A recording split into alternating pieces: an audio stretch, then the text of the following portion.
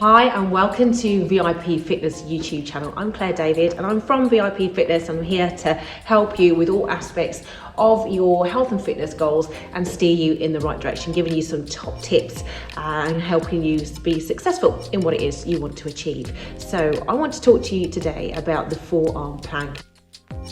First of all, I started with understanding what my form should be and doing it in the correct way. And today, this is exactly what I want to talk to you about. Hi and welcome back. I'm in a great position now to perform for you how best to perform a forearm plank. Now there are 4 key preparations to achieving that successful timeline, whatever that is for you, but what it will do of course is set you up for a big win in terms of increasing that timeline. And certainly you might have got to a minute now, you want to get to 2 minutes 3, whatever that is for you. These are very key preparations to that success. Number 1 being your environment. You need to make sure that the surface is solid, you've got a good mat for support, it's not a slippery surface on top because you want to be fighting that when you're holding that position. The second one is going to be your posture and how you actually deliver that, so I'm going to demonstrate that for you now. So let's do that. Get to the mat, place your forearm down and have your knees down on the mat at this position. Take and extend the leg back and then flex the toe underneath, lift up through your hips and have the other foot in line with the foot that you've just placed there as your starting position. Now you want to have your hips a little bit higher, not too much, and then of course your back in line with that, nice and straight, and your weight threshold is distributed evenly. So in terms of the 4 key elements, you've got number 1, of course, environment, which has established that.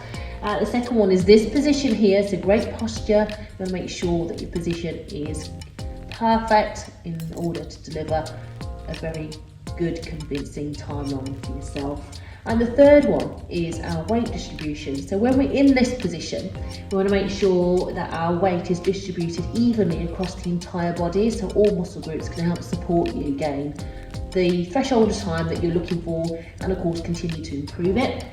So you want to make sure that the forearms are carrying a lot of the weight. You don't want all of the weight in your elbows or your joints because that's just going to curtail your timeline. Your neck of course needs to be in a good position as well. I'm turning here because I'm looking at the camera inevitably, but you want this in a good straight line position so you don't get any neck ache as well, and looking down. You want some threshold of weight in the toes as well, that's really important. And essentially all the muscle groups then will start to recruit to support you in this position. And of course the rest of it is down to how you can mentally overcome some of the pressures and the strains that this will definitely bring for you in order to perform a certain timeline for yourself. You start to feel a little bit of pressure in the shoulders probably as well, no doubt, but that's all part of it. And of course the 4th one, in terms of preparations and continuing with the timeline that you want to achieve, I refer to this as body mapping, and body mapping essentially gives me the opportunity to recheck my posture, my weight threshold, and that I'm in a good position to continue the timeline that I want to achieve.